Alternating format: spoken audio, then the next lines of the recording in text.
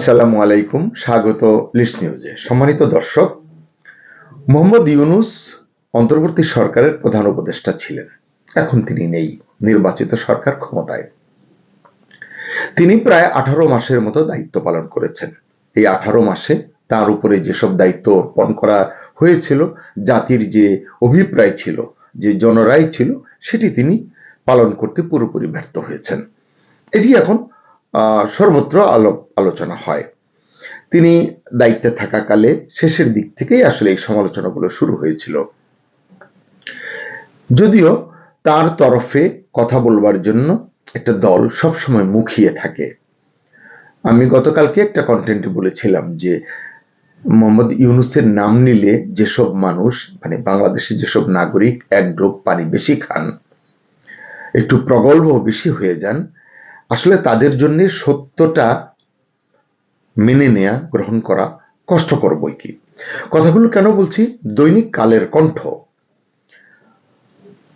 বলতে পারেন হাটে হাড়ি ভেঙে দিয়েছে। মোহাম্মদ ইউনূসকে নিয়ে যেসব গুজব গুঞ্জন গত 18 মাসের বিভিন্ন সময়ে এখানে সেখানে উচ্চারিত হয়েছে, কেউ কেউ লিখেছেন সোশ্যাল মিডিয়ায়, যে একটি গণমাধ্যমে এসেছে, কিন্তু সেভাবে কেউ করতে পারেনি, আমরাও করতে পারিনি। কারণ আপনারা বুঝতেই পারেন, যেভাবে সাংবাদিকদেরকে হেনস্থা করা হয়েছে, শাস্তির মুখোমুখি নেওয়া হয়েছে অন্যায়ভাবে, যেভাবে কথা বলবার কারণে এখনো অনেকে কারাগারে আছেন। আমি দু একজনের নাম বলতে পারি। নাজমুল হাসান কলিমুল্লাহ এখনো কারাগারে আছেন। কার কি কতটা অপরাধ, আসলে সেটিকে আইনের হিসাবে না দেখে নিজের স্বার্থ সিদ্ধির জন্যই অন্তর্বর্তী সরকার এবং তার যে লোকজন, তার যে পারিষদ ছিল, তারা সেটি ব্যবহার করেছে। এটি অত্যন্ত দুঃখজনক। আজকে আসলে যে ভিডিওটি করতে চাই, একটি নয়, আমি কয়েকটি ভিডিও করতে চাই। দৈনিক কালের কণ্ঠ, তাদের অনুসন্ধানী দল, তারা যেটা বলছে যে অনেকগুলো কাজ তারা করেছেন, অনেকগুলো রিপোর্ট করেছেন আজকে। এগুলো হয়তো হারিয়ে যাবে পত্রিকার পাতা থেকে বা স্মৃতি থেকে। তাই রেকর্ড সংরক্ষণ করবার জন্য, আর্কাইভের জন্য আসলে আমি এগুলো নিয়ে সংক্ষেপে কয়েকটি কন্টেন্ট করতে চাই,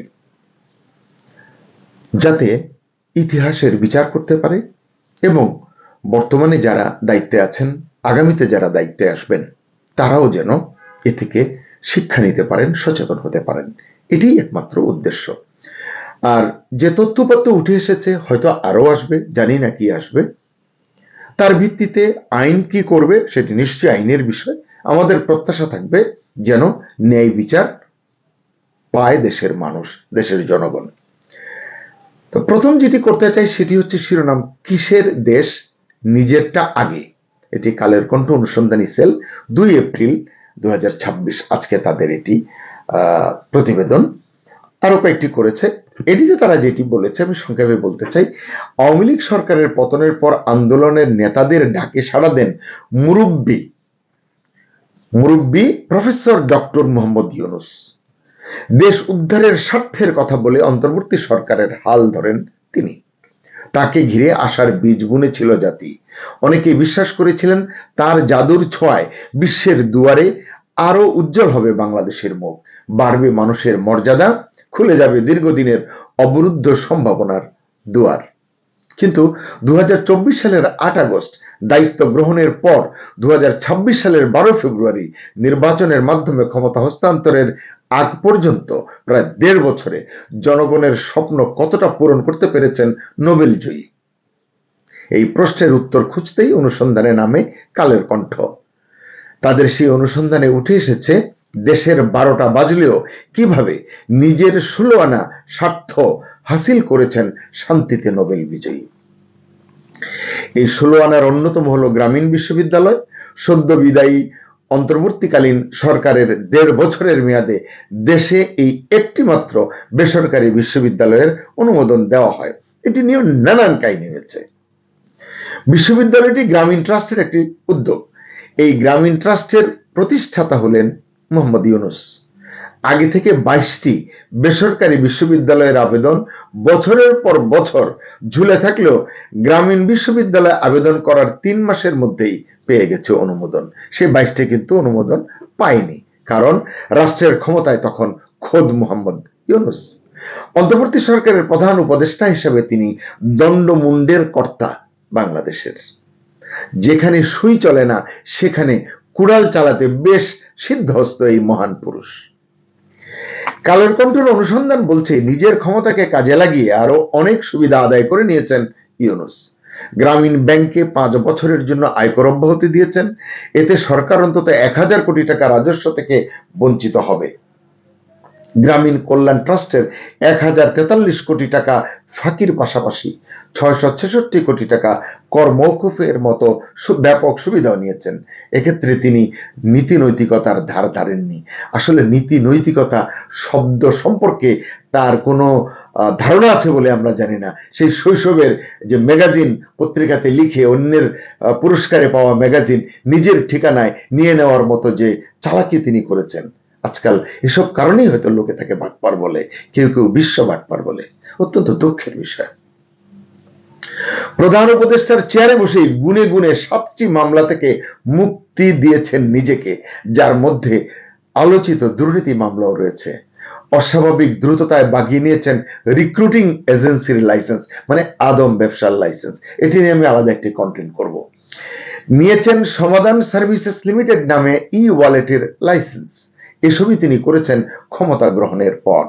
অথচ সবাই জানেন এই প্রতিষ্ঠানগুলো ইউনূসের প্রতিষ্ঠিত গ্রামীণ ট্রাস্টের অধীনে পরিচালিত। কিছু লোক বেহুদা তর্ক করে তিনি তো এখান থেকে কোনো সুবিধা নেন না। এই কারণেই প্রশ্ন ওঠে 6000 টাকা বেতনের গ্রামীণ ব্যাংকের সরকারি কর্মচারী একজন এমডি কি করে হাজার হাজার কোটি টাকার মালিক হয়, এত বিত্ত বৈভবের মালিক হয় দেশে এবং বিদেশে।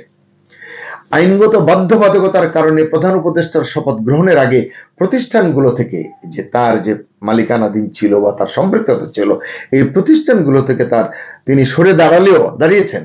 দায়িত্ব ছাড়ার পর আবার সেসব প্রতিষ্ঠানের জন্যই তিনি সক্রিয় হয়ে উঠেছেন। ফলে রাষ্ট্রের দায়িত্ব নিয়ে এই সুবিধাগুলো নেওয়ার মধ্য দিয়ে তিনি ক্ষমতার অপব্যবহার করেছেন বলেই মতামত দিয়েছেন আইন বিশেষজ্ঞরা। সুপ্রিম কোর্টের জ্যেষ্ঠ আইনজীবী মঞ্জিল মোর্শেদ কালের কণ্ঠকে জানিয়েছেন, যারা রাষ্ট্র পরিচালনা করবেন তাদের সঙ্গে যাতে জনগণ দেশের স্বার্থের সংঘাত না ঘটে সেজন্য শপথ নিতে হয়। শুধু সরকার না, সরকারি অনেক পদে বসার শর্তই থাকে। কোনো লাভজনক পদে থাকলে তা ছেড়ে দিতে হবে। মঞ্জিল মোর্শেদ বলেন, মোহাম্মদ ইউনূস রাষ্ট্রের সর্বোচ্চ নির্বাহী পদে ছিলেন।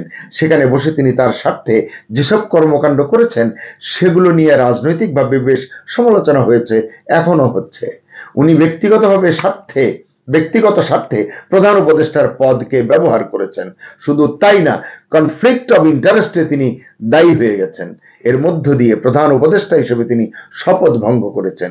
সবকিছু মিলে তিনি জনগণের সঙ্গে প্রতারণা করেছেন। অথচ গত 18 মাসে তিনি এটি ভ্রুক্ষেপ করেননি। তার উপদেষ্টা পরিষদে যারা ছিলেন আমরা তাদেরকে শিক্ষিত সজ্জন বলেই জানতাম, তারাও আসলে এগুলো আমলে নেননি। কারণ কি কেউ জানি না। এই রিপোর্টের সঙ্গে ছোট করে আমি দুই একটি বলতে চাই। 5 কোটির আইনে 1.5 কোটির বৃদ্ধাঙ্গুলি, এটি নিয়ে আমি আলাদা কন্টেন্ট আপনাদের সামনে নিয়ে আসবো। গ্রামীণ ট্রাস্টের উদ্যোগে প্রতিষ্ঠিত গ্রামীণ বিশ্ববিদ্যালয় মাত্র 3 মাসের মধ্যে অনুমোদন পায়, আগেই বলেছি। যেখানে দেশে আগে থেকে আবেদন করা 22টি বিশ্ববিদ্যালয় বছরের পর বছর ধরে অনুমোদনের অপেক্ষায় রয়েছে, এখনো পায়নি। এ কারণে এটি নিয়ে প্রশ্ন উঠছে। কিন্তু কালের কণ্ঠের অনুসন্ধান বলছে, বেসরকারি বিশ্ববিদ্যালয় আইন 2010 অনুযায়ী ঢাকা মেট্রোপলিটন এলাকায় বিশ্ববিদ্যালয় স্থাপনের জন্য কমপক্ষে 5 কোটি টাকা সংরক্ষিত তহবিল থাকার কথা, কিন্তু গ্রামীণ বিশ্ববিদ্যালয়ের অনুমোদন পত্রে 1.5 কোটি টাকার শর্ত উল্লেখ করা হয়েছে, যা আইনের সঙ্গে অসঙ্গতিপূর্ণ বলে অভিযোগ উঠেছে। এ বিষয়ে শিক্ষা মন্ত্রণালয় ও ইউজিসির বর্তমান ও সাবেক কর্মকর্তাদের কেউই স্পষ্ট ব্যাখ্যা দিতে পারেননি বা দিতে চাননি। কেউ দায়িত্বে না থাকার কথা বলেছেন, আবার কেউ বিষয়টি মনে নেই বলে এড়িয়ে গেছেন। অন্যদিকে বিশ্ববিদ্যালয় কর্তৃপক্ষ দাবি করেছে তারা সরকারের নির্দেশনা মেনেই প্রয়োজনীয় অর্থ জমা দিয়েছে এবং এটি একটি সামাজিক উদ্যোগ, লাভের উদ্দেশ্য নয়। এই কথা কয়টি ইউনূসকে যারা অন্ধ অনুকরণ করেন, সমর্থন করেন, তারা কিন্তু এই কথাটি বলেন। ইউনূসের তো তিনি ফুলে ফেপে যে এরকম নাদুস নুদুস হয়েছেন, এটি তাদের চোখে পড়ে না। সাধারণত দীর্ঘ জটিল প্রক্রিয়ার মধ্য দিয়ে বিশ্ববিদ্যালয় অনুমোদন দেওয়া হলেও এক্ষেত্রে অস্বাভাবিক দ্রুততা, আইনি শর্তে বিভ্রান্তি এবং অন্যান্য আবেদন ঝুলে থাকার প্রেক্ষাপটে পুরো প্রক্রিয়া নিয়ে স্বচ্ছতা ও ন্যায্যতা নিয়ে প্রশ্ন তৈরি হয়েছে। এরকম অসংখ্য প্রশ্ন আছে, কলেবর বড় হয়ে যাবে। এই কারণে আমি ভেঙে ভেঙে কয়েকটি কন্টেন্ট করব, যাতে ইতিহাসটাকে আমরা ধরে রাখতে পারি বা এই উপস্থাপিত তথ্যের উপর ভিত্তি করে ভবিষ্যতে কেউ কাজ করতে পারে, গবেষণা করতে পারে। এই কারণেই, আর অন্য কিছু নয়। সবাই ভালো থাকুন, সুস্থ থাকুন, নিরাপদে থাকুন।